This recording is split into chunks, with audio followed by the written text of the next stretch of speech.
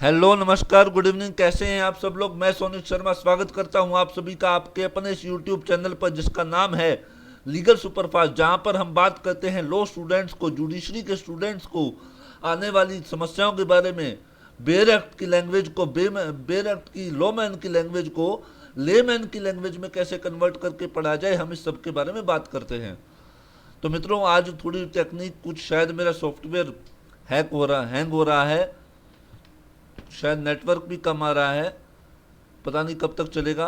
चलो देखते हैं, जब तक चलेगा चलाएंगे। तो मित्रों, हम कल तक जो है हमने आर्टिकल 30 तक कर लिया था। 31 और 31 जो हमारा रिपील हो चुका, जो राइट टू प्रॉपर्टी की बात करता था। उसके बाद अगला क्या कहते हैं आपका 31 है, 31B, 31C, वो जो है हम कभी शायद हो सका तो इस संडे को डिस्कस करेंगे। उसके ऊपर पूरा 1.5-2 घंटे का लेक्चर लगेगा। उसकी पूरी कहानी है, लैंड रिफॉर्म के एक्ट्स कैसे हुए थे, क्या क्या केसेस हुए थे, शंकरी प्रसाद से लेकर के चंपाकम दोराई राज केस से लेकर के और केशवानंद भारती, मिनरवा मिल्स और वामन राव केस तक पूरी बेसिक स्ट्रक्चर जो हमारा सुप्रीम कोर्ट ने जो दिया था केशवानंद भारती केस में, डॉक्ट्रिन ऑफ बेसिक स्ट्रक्चर, उसकी पूरी एक कहानी है। जब तक वो कहानी हम डिस्कस नहीं करेंगे तब तक आर्टिकल 31A, 31B और 31C और उसके साथ साथ जुड़े अन्य प्रोविजंस को जो है हम थोड़ा समझना हमारे लिए मुश्किल होगा।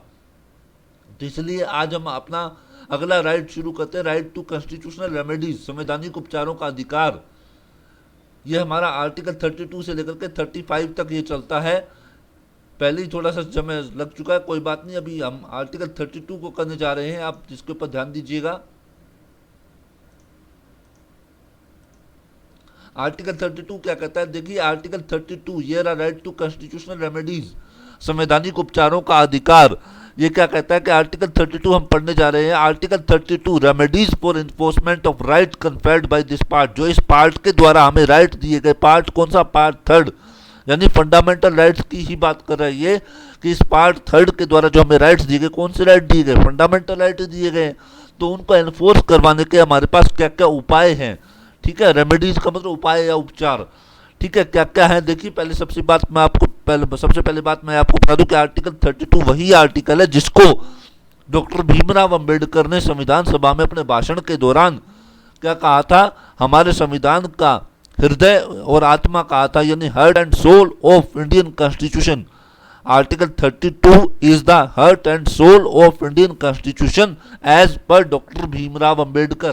क्यों कहा था, क्योंकि यही एक वो आर्टिकल है जो हमें अधिकार देता है कि अगर हमारे फंडामेंटल राइट्स का वायलेशन हो तो हम सुप्रीम कोर्ट के अंदर जा सकते हैं कि जनाब हमारा फंडामेंटल राइट का वायलेशन हुआ है, इसलिए आप हमारे इस फंडामेंटल राइट को एनफोर्स करवाइए। और सुप्रीम कोर्ट बाई ऑर्डर कोई भी रिट इशू करेगा, डायरेक्शन इशू करेगा या ऑर्डर इशू करेगा और वो हमारे उस फंडामेंटल राइट को एनफोर्स करवाएगा। ठीक है ना। उसके बाद अगला क्या कहता है, इसमें आर्टिकल 32 का क्लोज 1 मैं पढ़ने जा रहा हूं। क्या कहता है, right to move the supreme court. क्या कहता है, the right to move the supreme court by appropriate proceeding for the enforcement of the right conferred by this part is guaranteed.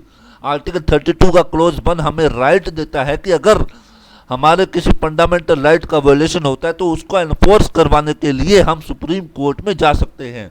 Article 32 का क्लोज 1 क्या कहता है, आर्टिकल 32 का close 1 क्या कहता है, इस भाग द्वारा प्रदत्त अधिकारों को प्रवर्तित कराने के लिए समुचित कार्रवाइयों द्वारा न्यायालय में समावेदन करने का अधिकार प्रत्याभूत किया जाता है। ये मैं पूरा हिंदी में पढ़ रहा हूँ, अगर कोई हिंदी का कोई जो है भाई बहन जो अपना वीडियो देख रहा हो तो वो भी समझ सके। देखिए क्या कहता है कि आर्टिकल 32 का क्लोज 1 ये कहता है कि अगर हमारे किसी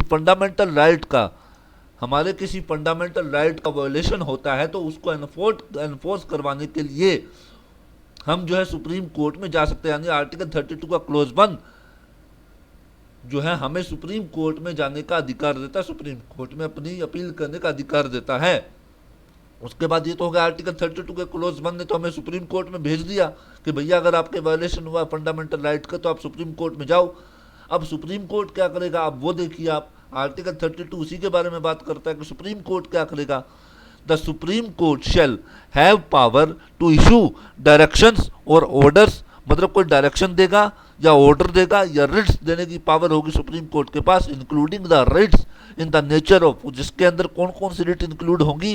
नंबर 1 हबीज कॉर्पस, दूसरी mandamus, prohibition, quo warranto and certiorari. मतलब क्या होगा कि अगर सुप्रीम हम आर्टिकल 32 के क्लोज 1 ने तो हमें सुप्रीम कोर्ट में भेज दिया। अब आर्टिकल 32 का क्लोज 2 क्या कहता है कि सुप्रीम कोर्ट क्या करेगा, कोई भी डायरेक्शन इशू करेगा, कोई ऑर्डर इशू करेगा या फिर कोई रिट इशू करेगा जिसके अंदर 5 तरह की रिट इशू होंगी। 5 तरह की रिट शामिल है। कौन कौन सी है? सबसे पहली बात तो हबीज कॉर्पस, जिसको हम हिंदी में कहते हैं बंदी प्रत्यक्षीकरण, ठीक है। दूसरी होगी आपकी मैंडेमस, जिसको हम हिंदी में बोलते हैं परमादेश। तीसरी होगी आपकी सरसोररी, सरसोररी को बोलते हैं हिंदी के अंदर उत्प्रेक्षण। चौथी होती है आपकी क्यो वारंटो, इसको हिंदी में को वारंटो ही बोलते हैं।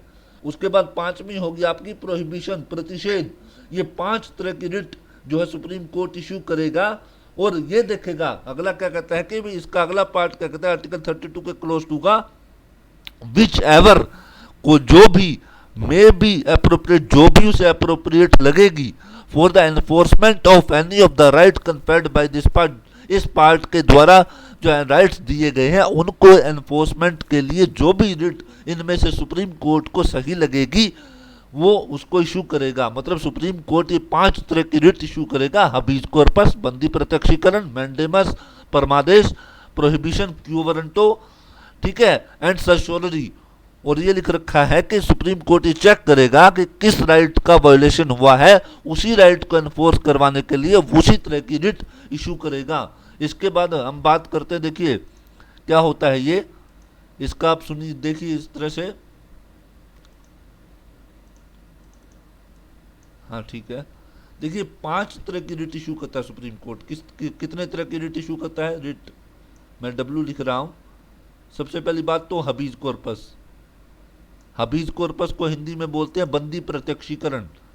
दूसरी होगी आपकी मैंडेमस, तीसरी होगी आपकी सरसोररी, चौथी होगी आपकी क्यो वारंटो और 5वीं होगी आपकी प्रोहिबिशन। ये 5 तरह की रिट जो है आर्टिकल 32 का क्लोज 2 सुप्रीम कोर्ट को ये 5 तरह की रिट इशू करने की पावर देता है। और क्या कहता है, इनके साथ साथ अगर रिट इशू ना भी करे तो डायरेक्शंस भी आती है इसके अंदर, डायरेक्शन भी इशू कर सकता है, कोई ऑर्डर भी इशू कर सकता है। और ये इशू करते टाइम सुप्रीम कोर्ट ये चेक करेगा कि किस फंडामेंटल राइट का वायलेशन हुआ है, उसी को एनफोर्स करवाने के लिए उसी तरह की रिट इशू करेगा। अब देखिए मैं हर एक इस रिट की, इन रिट्स की जो है थोड़ी थोड़ी आपको डेफिनेशन क्या क्या मीनिंग क्या है इनका ये मैं आपको बता रहा हूँ। सबसे पहली जो हमारी रिट है वो है हबीज कॉर्पस। हबीज कॉर्पस, इसको हिंदी में बोलते हैं बंदी प्रत्यक्षीकरण। ये रिट कब इशू की जाती है? जब किसी पर्सन को इलीगली, इलीगली का मतलब या कहीं उसको डिटेन करके रखा जाता है, ठीक है भाई, या तो कोई प्राइवेट पर्सन उसको कहीं पर डिटेन करके रखे या फिर किसी पब्लिक अथॉरिटी ने भी अपनी पावर से बाहर जाकर के, अपने जुरिस्डिक्शन से बाहर जाकर के उस पर्सन को कहीं डिटेन किया हुआ है, चाहे वो आपकी पुलिस हो, ठीक है, या कोई भी पब्लिक अथॉरिटी हो, उसने अपनी जुरिस्डिक्शन से बाहर जाकर के उस पर्सन को डिटेन करके रखा हुआ है, तो उसे छुड़ाने के लिए, उस पर्सन को छुड़ाने के लिए सुप्रीम कोर्ट क्या, हम जो सुप्रीम कोर्ट कौन सी रिट इशू करेगा? हबीज कॉर्पस बंदी प्रत्यक्षीकरण। इसका मतलब क्या होता है? इसका लिटरल मीनिंग होता है, ये एक लैटिन मैगजिम है, इसका लिटरल मीनिंग होता है to have the body. Supreme court कहेगा कि भैया जो पर्सन आपने, जिस अथॉरिटी ने उसको इलीगली डिटेन कर रखा होगा, उसको जो है रिट इशू करेगा ये कि भैया जो पर्सन आपने ये जिसको डिटेन करके रखा हुआ है, इसको मेरे सामने प्रेजेंट करो, जितना जल्दी हो सके उतना जल्दी इसको मेरे सामने प्रेजेंट करो, टू हैव द बॉडी, ठीक है ना।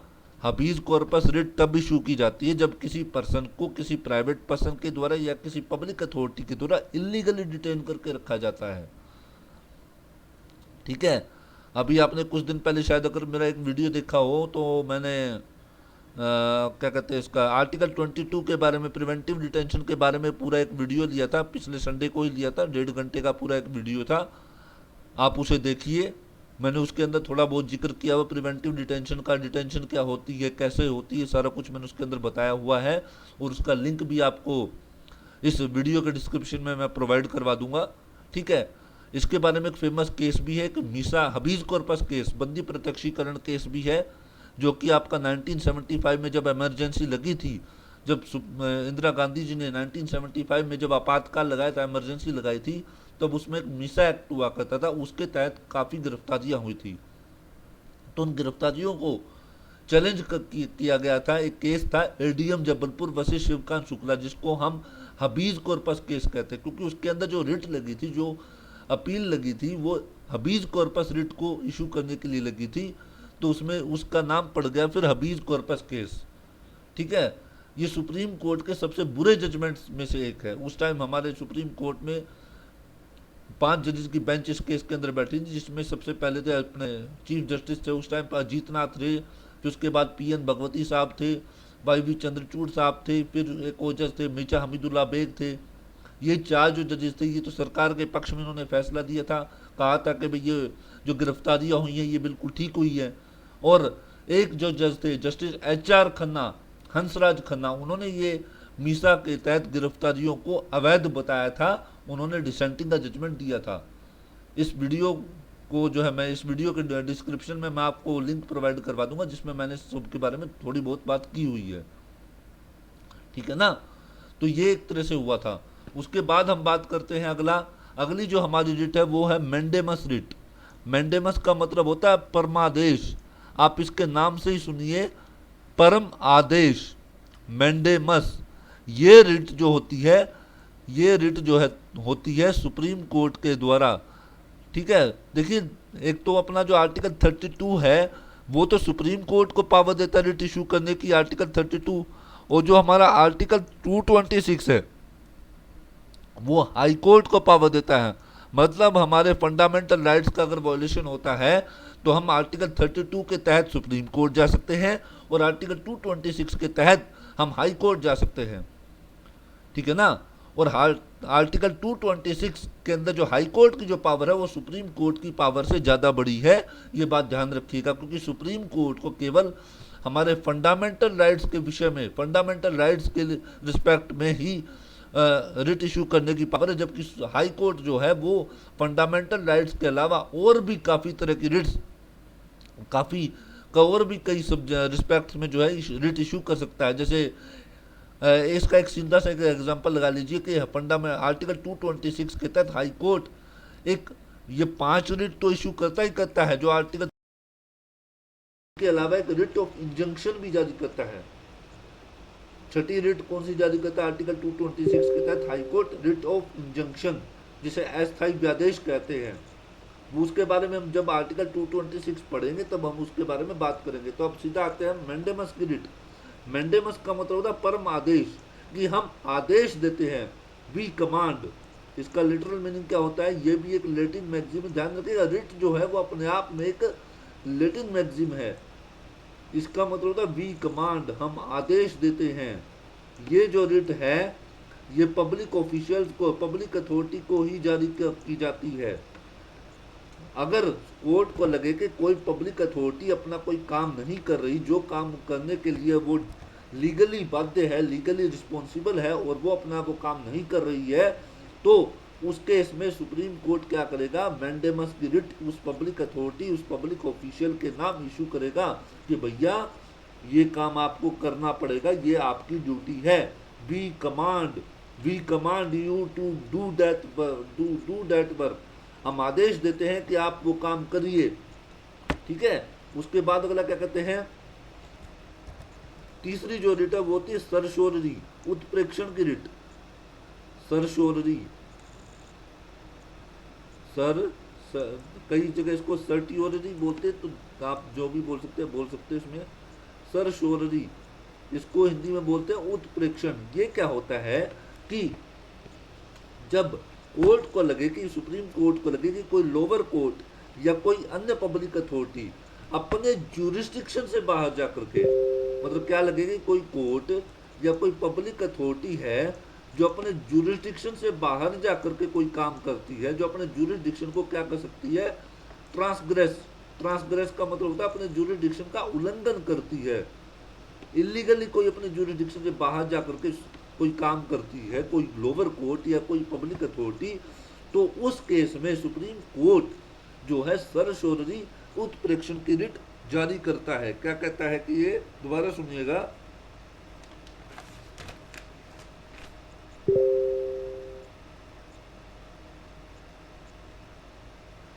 सॉरी मैं गलत बता गया, वो प्रोहिबिशन है। सॉरी, मैं आपको थोड़ा सा गलत बता गया, सरशोररी नहीं है, मैं अपने आप को ठीक करता हूं यहाँ पर।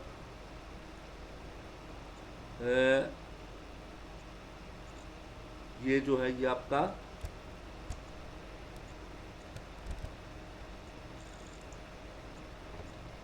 आपका प्रोहिबिशन है। जो मैं आपको तीसरा जो रिट बता रहा हूं वो आपका प्रोहिबिशन रिट है।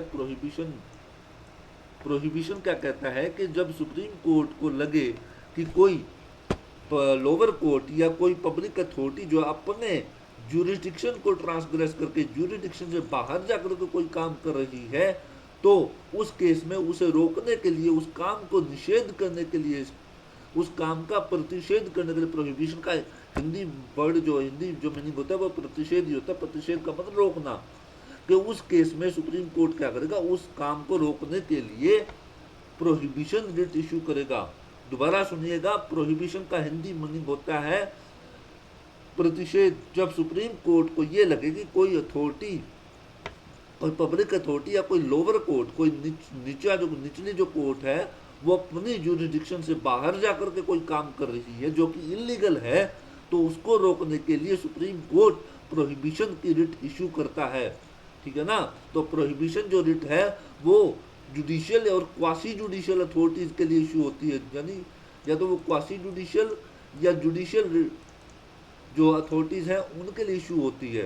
यानी मतलब मैंडेमस जो है, मैंडेमस पब्लिक अथॉरिटीज या पब्लिक ऑफिशियल के लिए इशू होता है, और प्रोहिबिशन जो रिट है वो क्वासी जुडिशियल और जुडिशियल अथॉरिटी के लिए इशू की जाती है। ठीक है ना। ये बात थोड़ी सी आप ध्यान रखिएगा,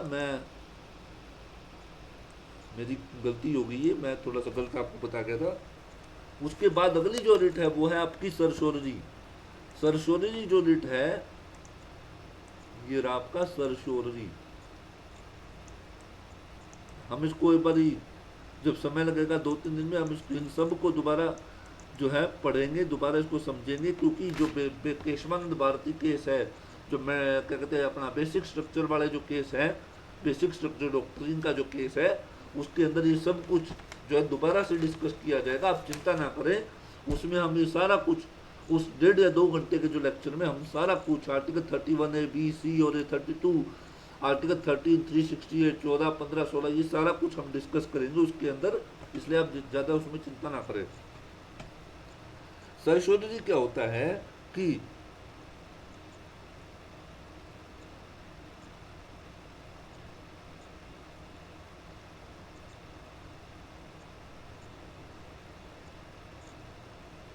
सरशोररी का मीनिंग होता है टू सर्टिफाई। ये क्या होता है, टू सर्टिफाई। इसमें क्या होता है कि मान लीजिए किसी संस्था ने अपनी कार्य क्षेत्र से, अपने जुरिडिक्शन से बाहर जाकर के कोई काम किया है, तो कोर्ट क्या करता है कि सुप्रीम कोर्ट कई बार उसको लगता है कि काम बिल्कुल ठीक है, तो उसको सर्टिफाई करता है। मतलब एक तरह से भाई आपने काम किया है, आप कर नहीं सकते थे, परंतु अगर आपने किया है तो आप इसका रीजन बता दीजिए, और उसको सर्टिफाई करता है। तो ये सरशोररी रिट है, और उसके बारे में मतलब उत्प्रेक्षण। दोबारा सुनिएगा, सरशोररी का हिंदी मीनिंग होता है उत्प्रेक्षण। क्या कहता है कि जब कोई लोअर अथॉरिटी या कोई कोर्ट जो है अपने जुरिडिक्शन से बाहर जाकर कोई काम करती है, तो उस काम को सर्टिफाई करता है एक तरह से कोर्ट, सुप्रीम कोर्ट उस काम को क्या करता है, एक तरह से सर्टिफाई करता है कि आपने ठीक है काम किया है। काम के दौरान ही वो ये रिट इशू करता है, ठीक है भाई आप ये काम नहीं कर सकते थे, आपने कर दिया, आप इसका बताइए मतलब कैसे क्या है, कैसे है, उसके बाद हम इसको सर्टिफाई करेंगे। उसके बाद अगला क्या कहते हैं, 5वां जो आपका राइट है वो है आपका क्यूओ वारंटो। 5वीं जो आपकी रिट है वो है क्यूओ वारंटो। वारंट का मतलब होता है कि एक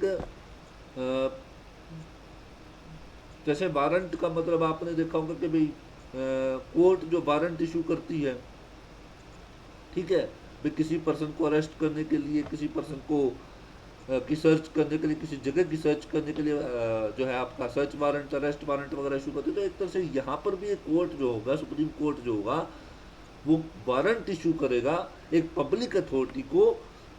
किस चीज़ का वारंट इशू करेगा कि अगर सुप्रीम कोर्ट को ये लगे, किसी कोई अपील से जो है सुप्रीम कोर्ट को ये लगे कि ये पब्लिक अथॉरिटी इलीगली इस पोस्ट के ऊपर ये पब्लिक ऑफिशियल बैठा है, जबकि ये जो है इस पोस्ट के लिए एलिजिबल नहीं है, तो वो उस पब्लिक ऑफिशियल को वारंट इशू करेगा कि भैया बताइए आप किस अथॉरिटी से यहाँ इस पोस्ट के ऊपर बैठे हैं, आपकी क्या अथॉरिटी है, क्या आप उसके लिए एलिजिबल हैं या नहीं हैं, आप सारा कुछ सुप्रीम कोर्ट को जवाब दीजिए। तो उस बात को बोलते हैं क्यो वारंटो, ठीक है ना।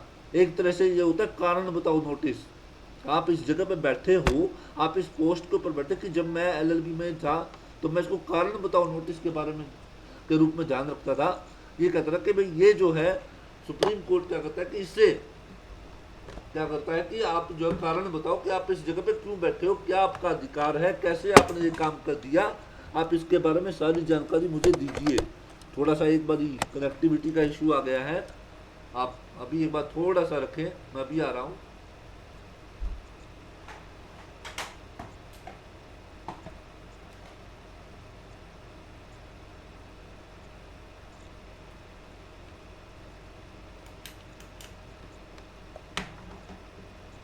कनेक्टिविटी का इशू आ गया है, एक सेकंड, ये थोड़ा सा पहले बनाए रखें।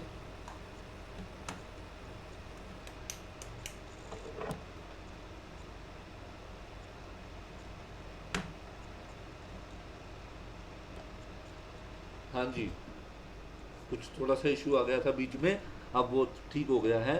तो ये तो था हमारा क्यों वारंट। तो ये हमारी 5 तरह की ये रिट थी, याचिकाएं थी, जिनके बारे में हम अभी हमने बात की है, ठीक है। उसके बाद आता है हमारा आर्टिकल 32 का क्लोज 3 में पढ़ने जा रहा हूँ। देखिएगा क्या कहता है आर्टिकल 32 का close 3।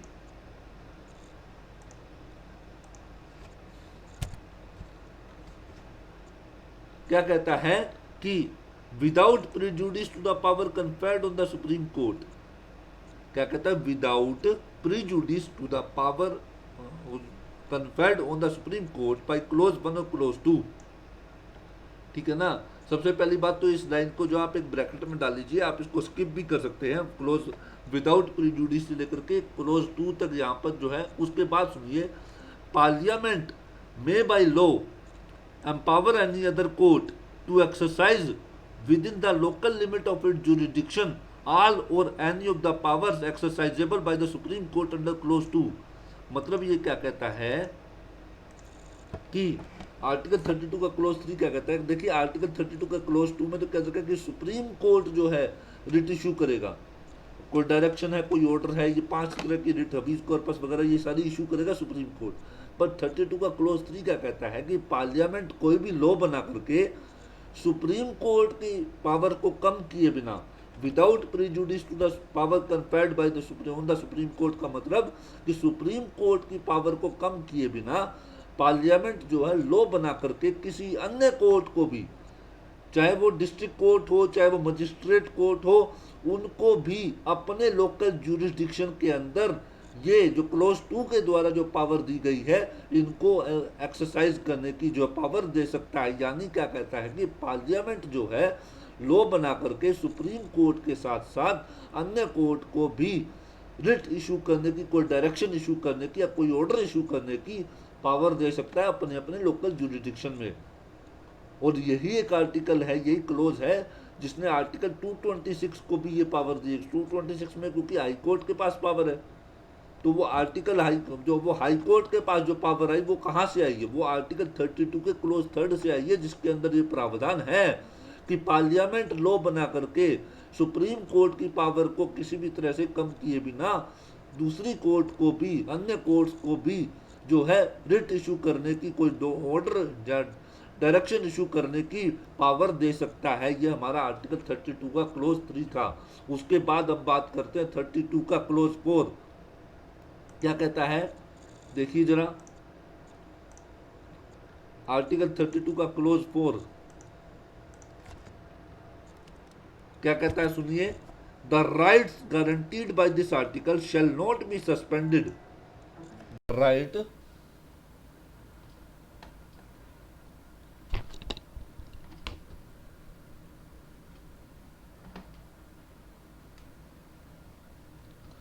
the right guaranteed by the this article shall not be suspended except otherwise provided by this constitution। क्या कहता है कि इस आर्टिकल के द्वारा जो राइट दिया गया, कौन सा राइट, ये अपनी कोई भी फंडामेंटल राइट का वॉयलेशन होता है उसको एनफोर्स करवाने का जो राइट दिया गया है वो सस्पेंड नहीं किया जाएगा इस कॉन्स्टिट्यूशन के अन्य किसी प्रोविजन में, जब तक इस कॉन्स्टिट्यूशन के द्वारा प्रोवाइड नहीं किया जाता तब तक जो है इस आर्टिकल के द्वारा जो राइट है दिया गया है, जो गारंटी किया गया है, उसको सस्पेंड नहीं किया जाएगा। मतलब सीधी सी बात है, ये आर्टिकल 32 का जो क्लोज 4 है वो सीधा सीधा एक बात कहता है। देखिए हमारे कॉन्स्टिट्यूशन में एक आर्टिकल है, आर्टिकल 359। 359 क्या कहता है कि जब नेशनल इमरजेंसी, जो कि आर्टिकल 352 के तहत लगती है, जब वो प्रोक्लेमेशन में होगी, जब वो लगी होगी, जब उसकी प्रोक्लेमेशन होगी, तब आर्टिकल 20 और 21 को छोड़ करके बाकी सारे जो आर्टिकल है वो सस्पेंड हो जाएंगे। बाकी सारे जो राइट्स हैं, फंडामेंटल राइट्स हैं, वो सस्पेंड हो जाएंगे। Article 359 of the constitution of India provides that when there is a proclamation of emergency in India, all the fundamental rights except rights provided by Article 20 and 21 shall be suspended। ठीक है, वो suspend हो जाएंगे president के आदेश पर, on the order issued by the president. तो इसका मतलब क्या कहता है कि आर्टिकल 32 का क्लोज 4 एक सीधी सी इंडिकेशन देता है कि इस आर्टिकल ने जो हमें राइट प्रोवाइड किए हैं उसको वैसे तो सस्पेंड नहीं किया जाएगा, परंतु कॉन्स्टिट्यूशन में अगर कोई इसका प्रोविजन दे रखा है तो उसके द्वारा से सस्पेंड किया जा सकता है। मतलब सीधी सी बात है, आर्टिकल 32 के क्लोज 4 को आपको पढ़ना चाहिए आर्टिकल 359 के साथ, जो ये कहता है कि जब प्रोक्लेमेशन ऑफ इमरजेंसी होगी, प्रोक्लेमेशन ऑफ इमरजेंसी का मतलब आर्टिकल 352 के तहत लगने वाली इमरजेंसी को से होता है। और ये बात आपके आर्टिकल 366 के क्लोज 18 के अंदर दे रखी है कि प्रोक्लेमेशन ऑफ इमरजेंसी का मतलब क्या होता है। तो वो क्या कहता है कि 359 का जो आर्टिकल है वो क्या कहता है कि जब प्रोक्लेमेशन ऑफ इमरजेंसी होगी तब आर्टिकल 220 और 21 के अलावा जो बाकी सारे फंडामेंटल राइट है वो राष्ट्रपति के आदेश के द्वारा, मतलब उनके लिए भी राष्ट्रपति आदेश निकालेगा।